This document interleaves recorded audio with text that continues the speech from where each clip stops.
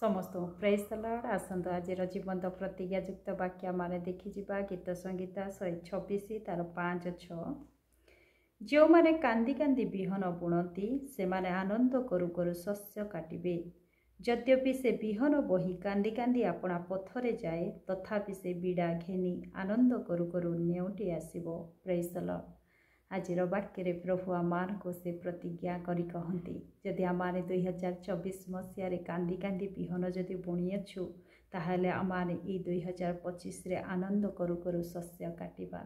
आउ आमाने जदि विहन बही कांदी कांदी अपना पथरे जाइअछु ताहले बीड़ा घिनी आनंद करू करू नेउटी आसिबा। Praise the Lord. निश्चय आमानकर परमेश्वर से आमानकर प्रतिटी क्रंदन को शुणी अछंती, आमानकर प्रतिटी काकुर्तिर प्रार्थना को से शुणी अछंती। ए 2025 रे से उत्तर देवा को जाउअछंती। आमानक शोकर दिन आनंद रे परिणत हेबा को जाउअछि। आमाने जदि से 2024 मसीह रे जीवनर प्रतिटी निराश को, प्रतिटी दुख को, प्रतिटी वेदना को प्रभुंक से चरण तले अश्रु सहित ढाळीअछु ताहले निश्चय से आमान को सांत्वना देवे, निश्चय आमानकर प्रतिटी प्रार्थनार उत्तर देवे।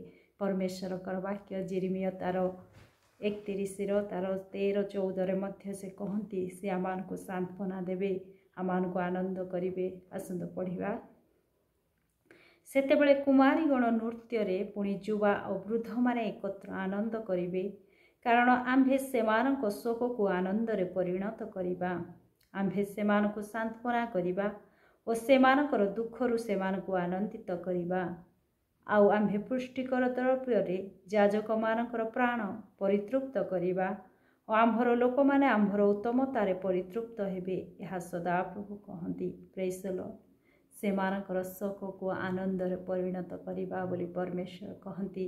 पुणी सेमानक आमे सांत्वना करिबा, सेमानकर दुखरु आनंदित करिबा बोली कहती। निश्चय प्रभु आमानकर निवेदन सब शुणी अछंती।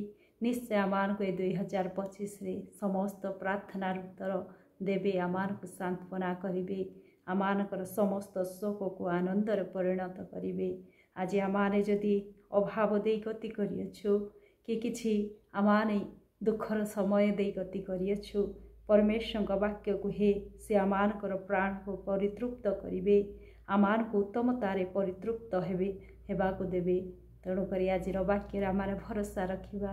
आमाने जहाँ भी कांदी कांदी बुणीअछु, जहाँ भी कांदी कांदी परमेश्वर निकट में गुहारी करिअछु, निश्चय से समस्त उत्तर आनंद रे परिणत होबो। प्रभु दया करंतु, अनुग्रह करंतु।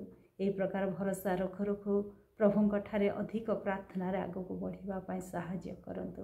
प्रभु ए वाक्य दे मते आपन को आशीर्वाद करंतु। आमेन।